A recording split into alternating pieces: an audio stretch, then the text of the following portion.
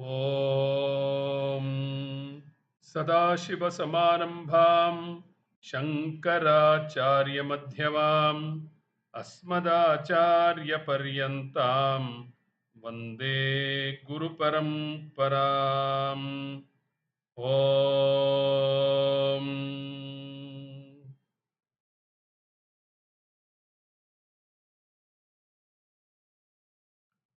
Namaste, all of you. A very happy and prosperous Deepavali to every one of you, your family members, your relatives, your friends, your associates, your acquaintances, and everybody living with you and around you. May you all have a peaceful and enjoyable time this Deepavali. Welcome back to the study of Shrimad Bhagawad Geetha through the pages of Poojya Swamiji's, Poojya Swami Dayananda Saraswati's Geetha home study course.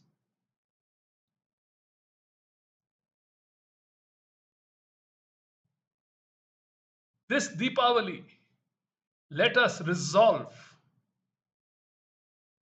that we will qualify as the prime contenders for Krishna to keep up his solemn promise. Those words that he gives out in the 10th chapter, he says, Teshamevanukampartham ahamajnanajam tamaha ashayam yatma bhavastha. Then the fourth quarter, very important quarter, Jnana Deepena Bhasvata. To those sincere disciples, sincere aspirants, sincere students of this great teaching, Lord Krishna says, my solemn promise is I shall light the lamp of wisdom in such minds. Jnana Deepena Bhasvata. Let us all be blessed contenders so that Krishna fulfills his promise, that solemn promise that he declares in the 10th chapter, Vibhuti Yoga.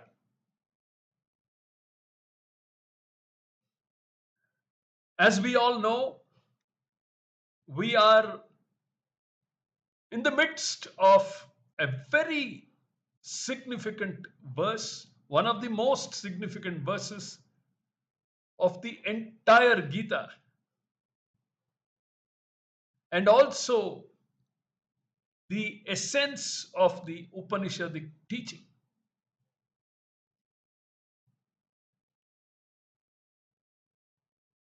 And the essence is to differentiate, to discriminate, to discern the difference between Sat and Asat, to develop that acute Viveka Shakti that will help us achieve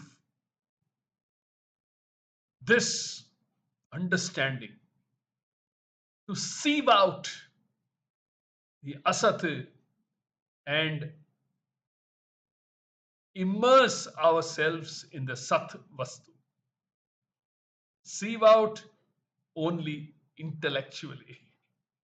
Never can be sieved out physically.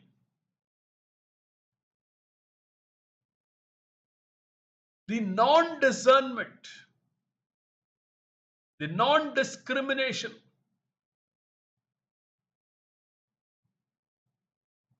the aviveka between the Sat and Asat is the only cause, is the direct cause of samsara. The ignorance of the Sat Vastu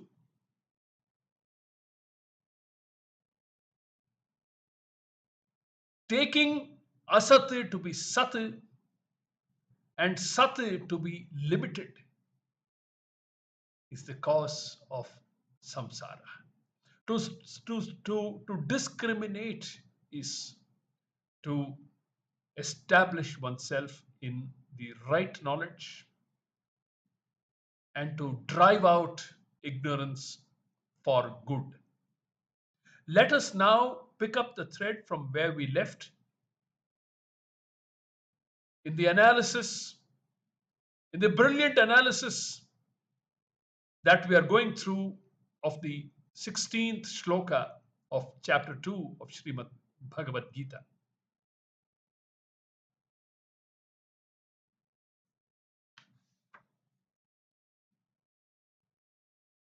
We are about to enter the section which talks about a product and its cause.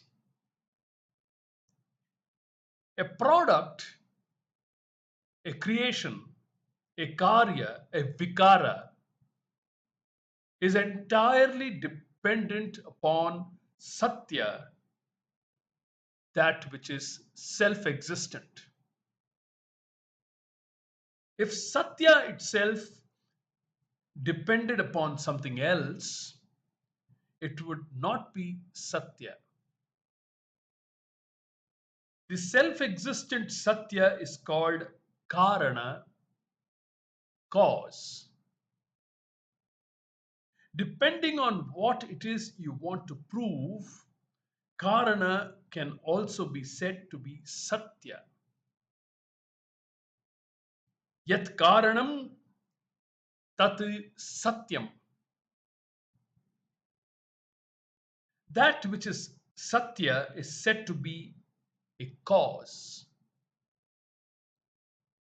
Like clay with reference to a pot. Because clay is the cause for the pot, it is satya.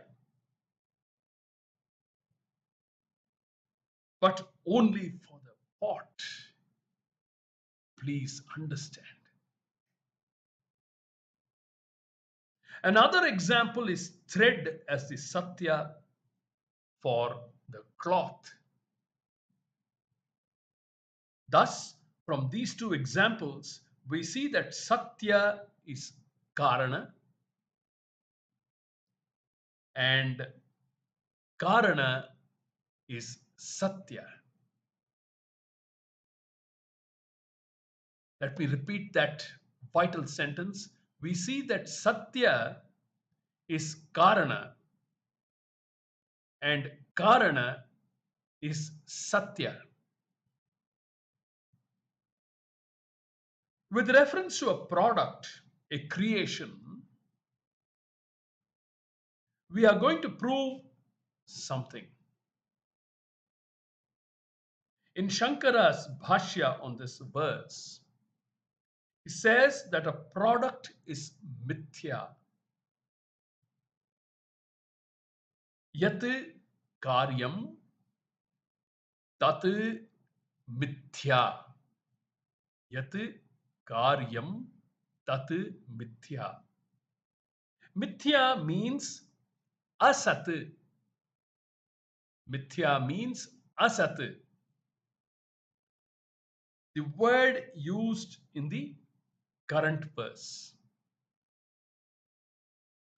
Such statements reflect a style that we will be coming across later.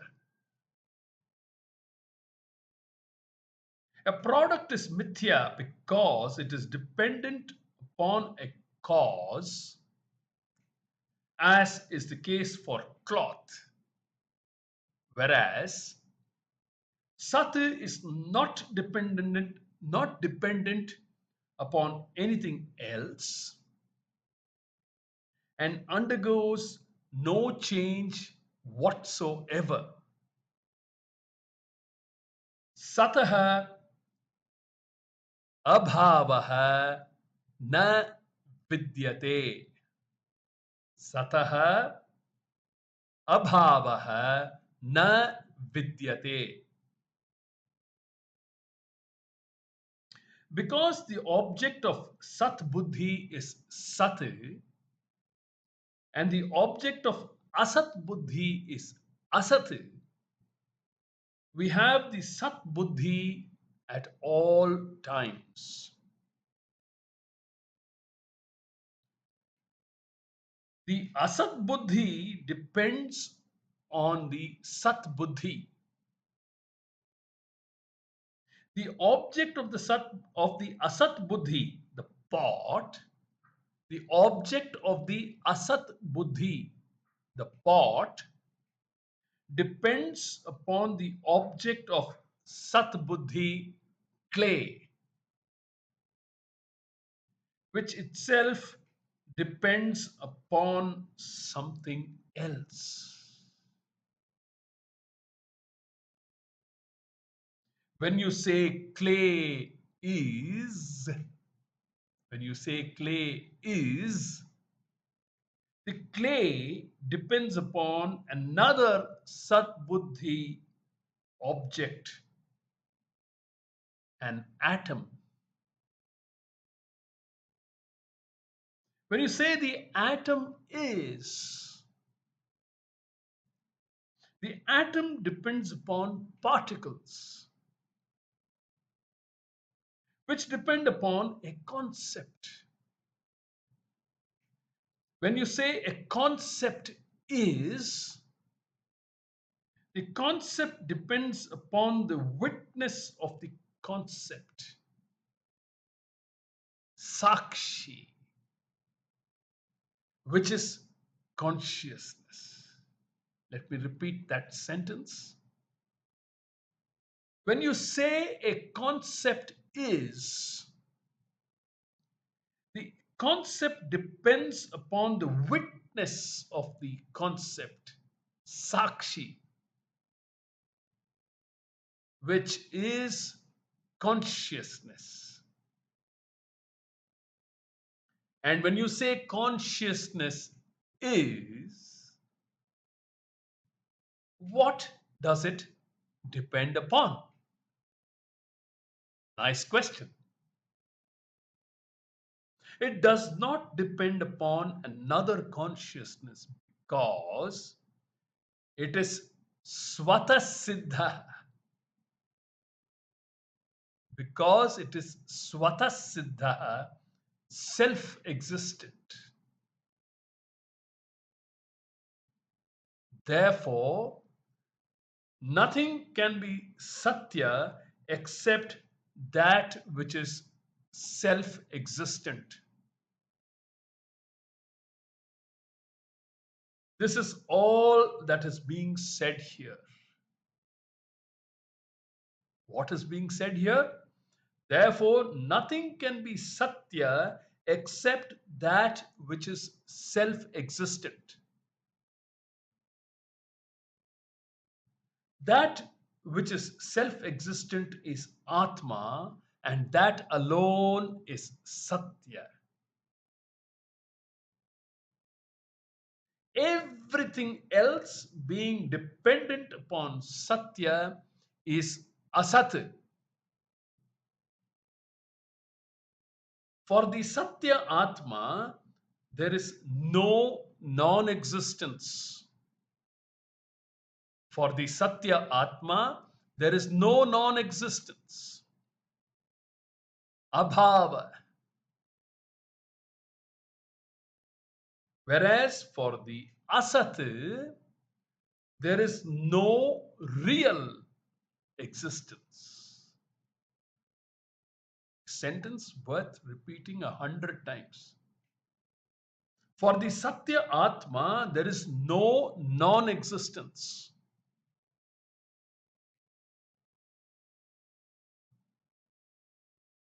Non-existence is also called abhava. Whereas for the asat, there is no real existence. The word real has to be underlined. The experience of seeing objects is there. But these objects are all in the transactional world. Vyavahara, and therefore have only an empirical reality. They only have an empirical reality. About Sat and Asat, a final understanding and ascertained knowledge is arrived at by the seers of the truth of Brahman. Tattvadarshibihi anayoho ubhayoho api antah tu drishtah. The Tattvadarshi is one who is capable of seeing the truth, tattva, of everything. Tattva, the word tattva, is the abstract form of the pronoun tat. The word tattva is the abstract form of the pronoun tat. The pronoun tat means that and can stand for anything from apple to zebra as indicated by the word in Sanskrit for pronoun sarvanama, meaning the name for everything.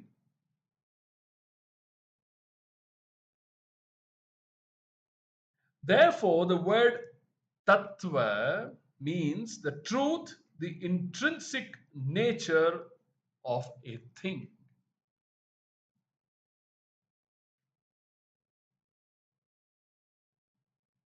Let us look at some details about the word tattva. Tasya bhavaha tattvam. Shankara Bhashyam. Tattva is the nature of a thing.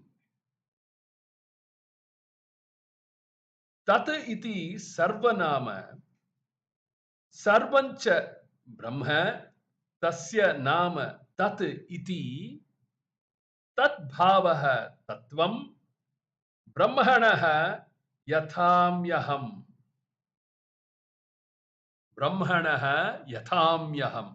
Shankara Bhashyam. Tat is the name for everything. That is, it includes everything. It is because Brahman is everything. And it is called Tat here. The nature of this Tat, that is Brahman, is called Tattva. The true nature of Brahman.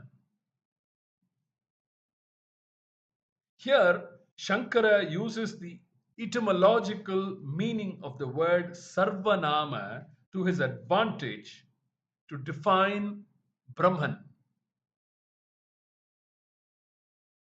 Here, the word Sarvanama is not a pronoun.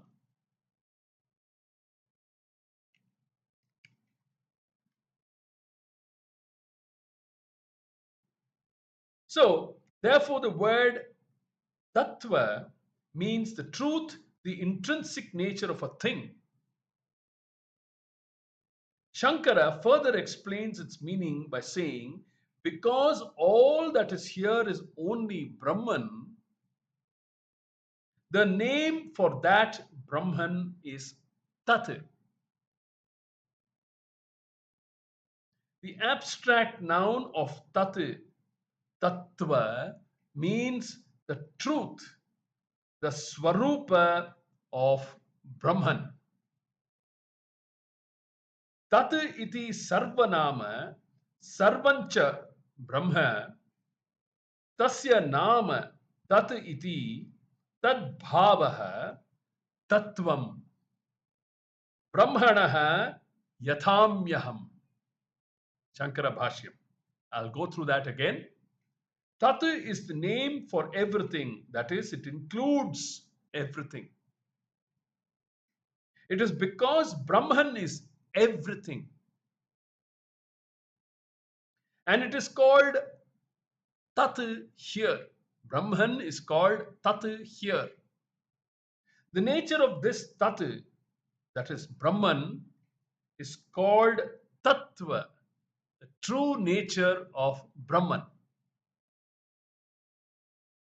Here, Shankara uses the etymological meaning of the word Sarvanama to his advantage to define Brahman. Here, the word Sarvanama is not a pronoun. We will pick up the thread of this discussion in the following capsule. Hari Om.